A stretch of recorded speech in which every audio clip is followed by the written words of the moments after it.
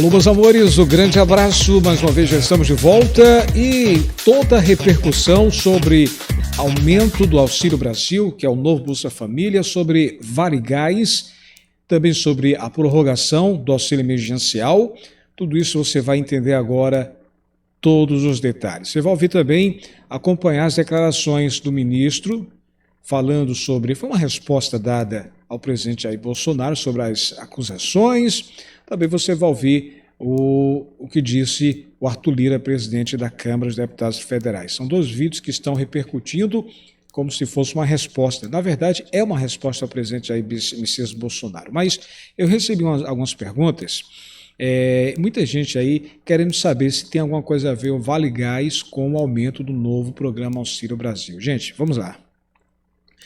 O Vale Gás, independente de qualquer coisa, é uma promessa do presidente Jair Bolsonaro agora. Já tem 3 bilhões de reais para dar como Vale Gás. Para quem? Para os beneficiários do Bolsa Família. Vocês vêm acompanhando, vocês já sabem que o presidente tinha prometido. A pergunta é, quando é que vai assinar, presidente? Estava dependendo depois do dia 7, hoje já é dia 9. 9 de setembro, os pagamentos vão começar dia 17 com o final do NIS 1 aos beneficiários do Bolsa Família. E o Vale Gás não tem nada a ver com esse problema aí com o judiciário, com o legislativo, com o executivo. Não tem nada a ver. O Vale Gás já tem 3 bilhões de reais e o senhor tinha dito que ia liberar agora, para esse mês de setembro. As pessoas querem saber. Deixar bem claro, Vale Gás não tem nada a ver com essa briga, com esse impasse. A questão do impasse são os precatórios. Aí sim, pode comprometer o aumento do novo programa Auxílio Brasil. Vale Gás já tem 3 bilhões de reais, depende do presidente Jair Bolsonaro e do ministro Paulo Guedes preparar a medida provisória para o presidente assinar. Tá? Então o Vale Gás não depende de nada, já tem dinheiro pronto, 3 bilhões. Agora só falta o presidente assinar esse Vale Gás. Primeiro ponto. Segundo ponto, a questão do aumento. O aumento pode se comprometer? Pode. O aumento do novo Bolsa Família Auxílio Brasil estava dependendo dessa fonte, dos precatórios. Repito, os precatórios, o Conselho Nacional de Justiça poderia autorizar. Agora, com essa briga entre o Judiciário e o Executivo, né, entre os ministros e o presidente Bolsonaro, agora é um impasse. É isso que a gente está acompanhando. Aí pode comprometer, porque vai depender dessa liberação dos precatórios. Entra em cena, nesse momento, o ministro Paulo Guedes, porque agora vai depender mais do que nunca da decisão do Congresso para tentar conseguir uma nova fonte dentro do gasto ou dentro de teto de gastos. Então agora, se o ministro não queria depender tanto do Congresso, agora é que vai depender mais do que nunca, se quiser dar um aumento para o Auxílio Brasil, se não conseguir a liberação dos precatórios, cerca de 90 bilhões de reais. A prorrogação, Alex, como fica? A prorrogação depende do presidente Jair Bolsonaro, mas para isso tem que ter fonte, tem que ter dinheiro. E nesse momento o governo disse que não tem dinheiro para prorrogar.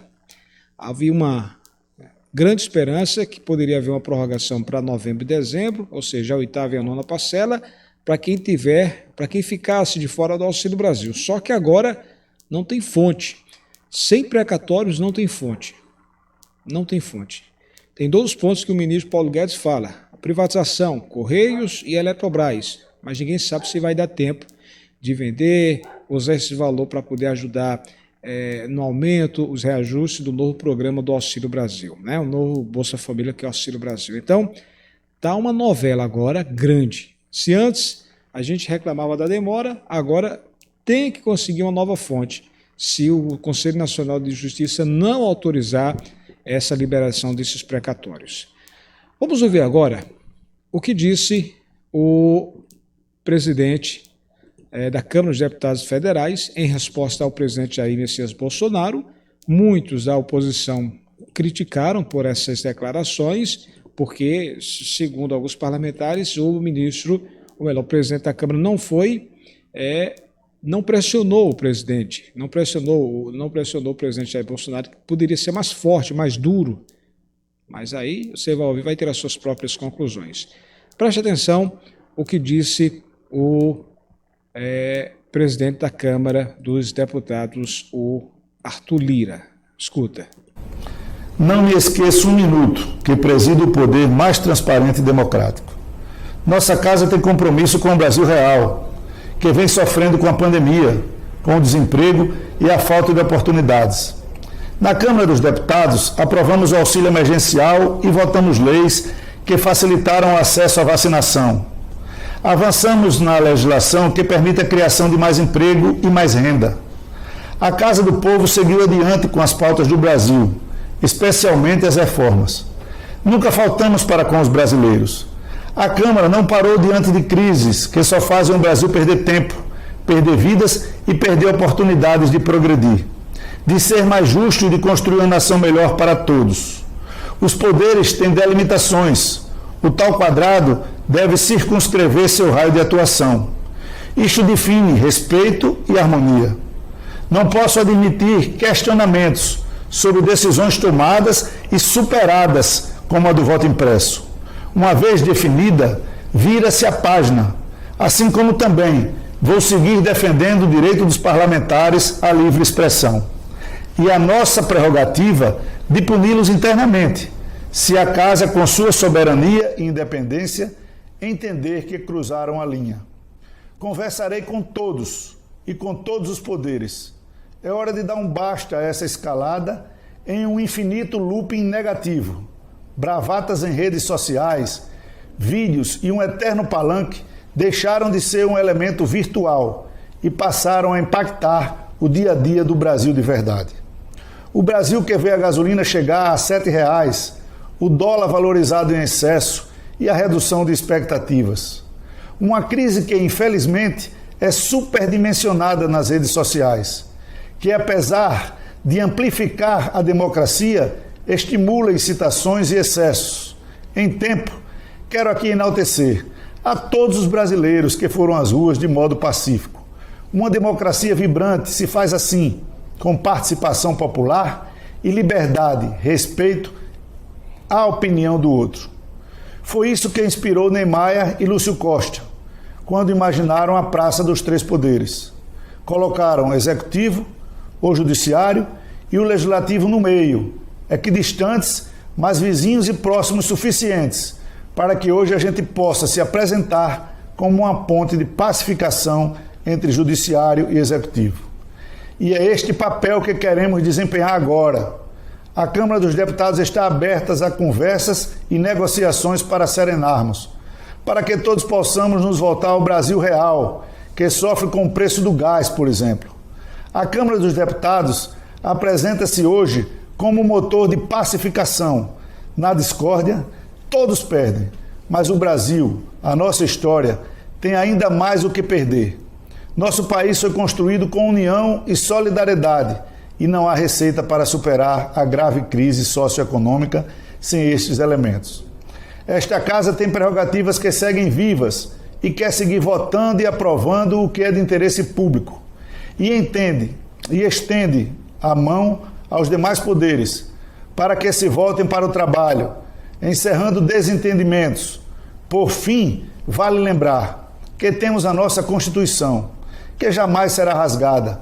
O único compromisso inadiável e inquestionável que temos em nosso calendário está marcado para 3 de outubro de 2022, com as urnas eletrônicas. São as cabines eleitorais, com sigilo e segurança, que o povo expressa sua soberania. Que até lá tenhamos todos serenidade e respeito às leis, à ordem e principalmente à terra que todos amamos. Muito obrigado. Pois é, aí foram as palavras do presidente Arthur Lira, presidente da Câmara dos Deputados Federais.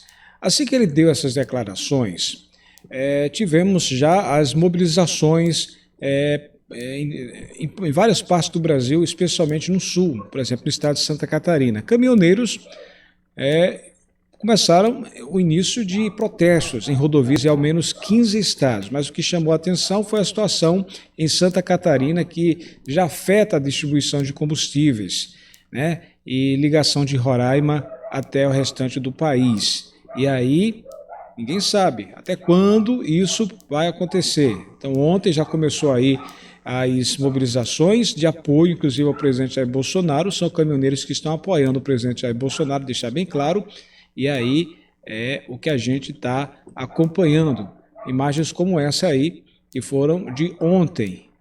Ontem, portanto, vários caminhoneiros fazendo apoio ao presidente Jair Messias Bolsonaro. Várias, né? Foram várias mobilizações, várias.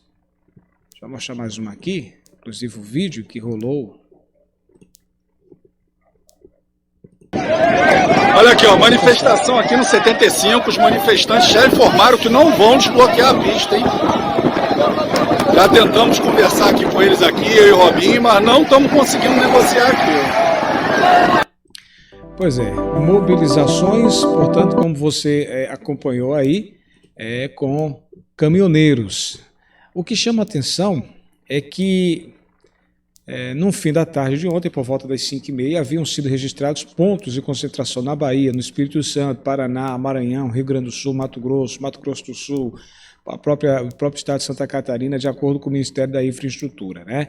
E aí, na noite de ontem, quarta-feira, um grupo bloqueou o quilômetro 148 da rodoviária Anguera, no sentido da capital paulista, em Limeira, a concessionária que administra a pista, a CCR Autoban, orientava os motoristas a usar a rodovia dos Bandeirantes. Enfim, hoje é uma quinta-feira, dia 9, e esses caminhoneiros estão protestando em rodovias de ao menos 15 estados com apoio ao presidente Jair Messias Bolsonaro. Hoje estamos acompanhando se vai continuar esses protestos pelo Brasil.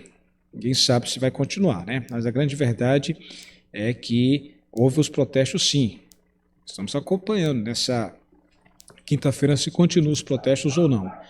Já o ministro Fux, em resposta ao presidente Jair Messias Bolsonaro, ele citou o crime de responsabilidade e afirmou o seguinte: ninguém fechará essa corte. Escuta aí o que foi que disse o ministro Fux. Não havendo nenhuma observação, eu considero aprovada a ata. Senhoras ministras, senhores ministros, senhores magistrados brasileiros de todas as regiões do país, da Justiça Estadual e Federal, aí incluídos juízes, desembargadores e ministros dos tribunais superiores, excelentíssimo senhor Procurador-Geral da República, doutor Augusto Brandão de Aras, senhoras advogadas e advogados, cidadãos brasileiros. O Brasil comemorou na data de ontem 199 anos de sua independência. Em todas as capitais, em diversas cidades do país, cidadãos compareceram às ruas. O país acompanhou atento o desenrolar das manifestações e, para a tranquilidade de todos nós, os movimentos não registraram incidentes graves. Com efeito, os participantes exerceram as suas liberdades de reunião e de expressão, direitos fundamentais ostensivamente protegidos por este Supremo Tribunal Federal. Neste ponto, é forçoso enaltecer a atuação das forças de segurança do país, em especial as polícias militares e a Polícia Federal, cujos membros não mediram esforços para a preservação da ordem e da incolumidade do patrimônio público, com integral respeito à dignidade dos manifestantes. Destaque-se por seu turno o empenho das Forças Armadas, dos governadores de Estado e dos demais agentes de segurança e da inteligência pública que monitoraram em tempo real todas as manifestações, permitindo assim o seu desenrolar com ordem e paz. De norte a sul do país, percebemos que os policiais e demais agentes atuaram conscientes de que a democracia é importante não apenas para si, mas também para seus filhos, que crescerão ao palio da normalidade institucionais que seus pais contribuíram para manter. Este Supremo Tribunal Federal também esteve atento à forma e ao conteúdo dos atos realizados no dia de ontem. Cartazes e palavras de ordem veicularam duras críticas à Corte e aos seus membros, muitas delas também vocalizadas pelo senhor presidente da República em seus discursos em Brasília e em São Paulo. Na qualidade de chefe do Poder Judiciário e presidente do Supremo Tribunal Federal, impôs uma palavra de patriotismo e de respeito às instituições do país. Nós, magistrados, ministras e ministros do Supremo Tribunal Federal, sabemos que nenhuma nação constrói a sua identidade sem dissenso. A convivência entre visões diferentes sobre o mesmo mundo é pressuposto da democracia, que não sobrevive sem debates sobre o desempenho de seus governos e de suas instituições. Nesse contexto, em toda a sua trajetória, nesses 130 anos de vida republicana, o Supremo Tribunal Federal jamais se negou e jamais se negará ao aprimoramento institucional em prol do nosso amado país. No entanto, a crítica institucional não se confunde e nem se adequa com narrativas de descredibilização do Supremo Tribunal Federal e de seus membros, tal como vem sendo gravemente difundidas pelo chefe da nação.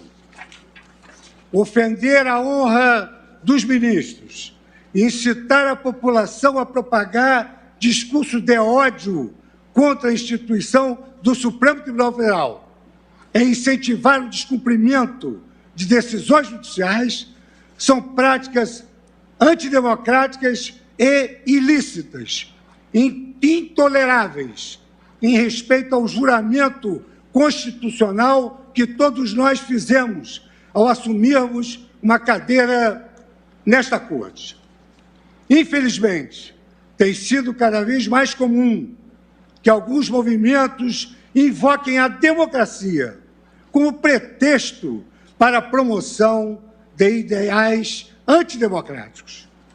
Estejamos atentos a esses falsos profetas do patriotismo, que ignoram que democracias verdadeiras não admitem que se coloque o povo contra o povo, ou o povo contra as suas instituições. Todos sabemos que quem promove o discurso do nós contra eles não propaga a democracia, mas a política do caos. Em verdade, a democracia é o discurso do um por todos e todos por um, respeitadas as nossas diferenças e complexidades. Povo brasileiro, não caia na tentação das narrativas fáceis e messiânicas, que criam falsos inimigos da nação.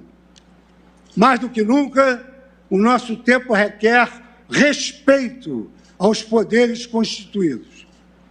O verdadeiro patriota não fecha os olhos para os problemas reais e urgentes do país. Pelo contrário, procura enfrentá-los, tal como um incansável artesão tecendo consensos mínimos entre os grupos que naturalmente pensam diferentes. Só assim é possível pacificar e revigorar uma nação inteira.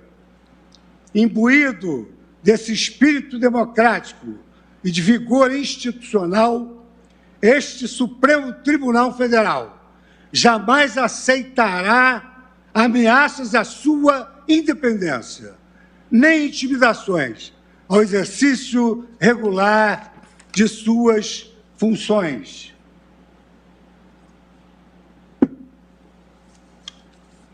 Os juízes da Suprema Corte e todos os mais de 20 mil magistrados do país têm compromisso com a sua independência, assegurada nesse documento sagrado que é a nossa Constituição, que consagra as aspirações do povo brasileiro e faz jus às lutas por direitos empreendidos pelas gerações que nos antecederam.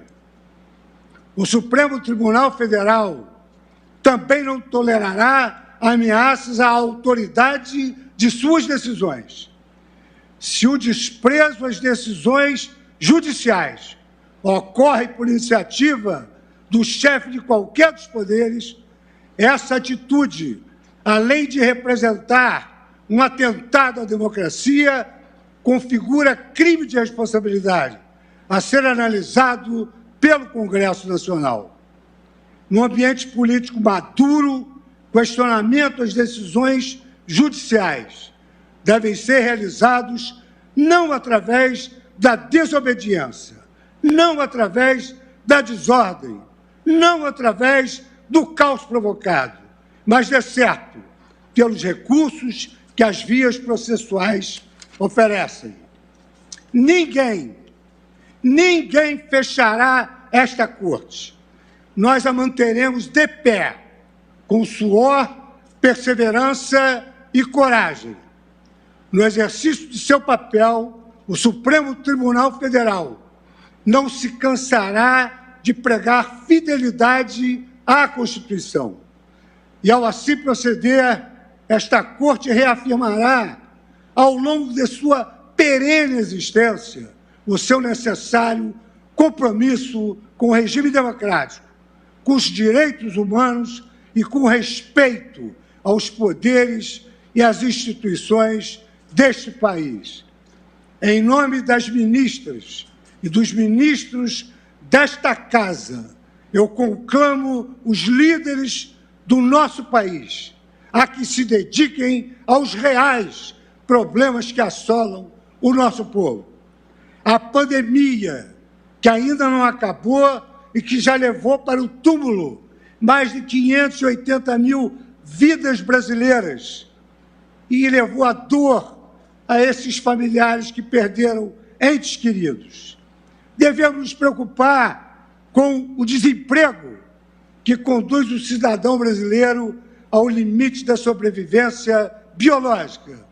Nos preocupar com a inflação que corrói a renda dos mais pobres e a crise hídrica que se avizinha e que ameaça a nossa retomada econômica.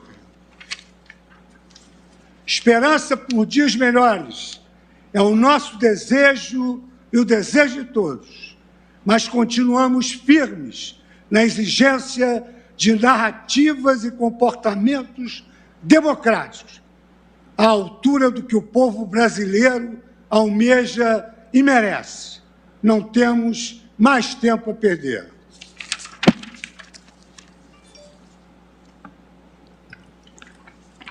Anuncio agora o processo recurso extraordinário 1 milhão. Eu passo a palavra agora ao Procurador-Geral da República e peço desculpas que me foi dado o sinal de iniciar o julgamento.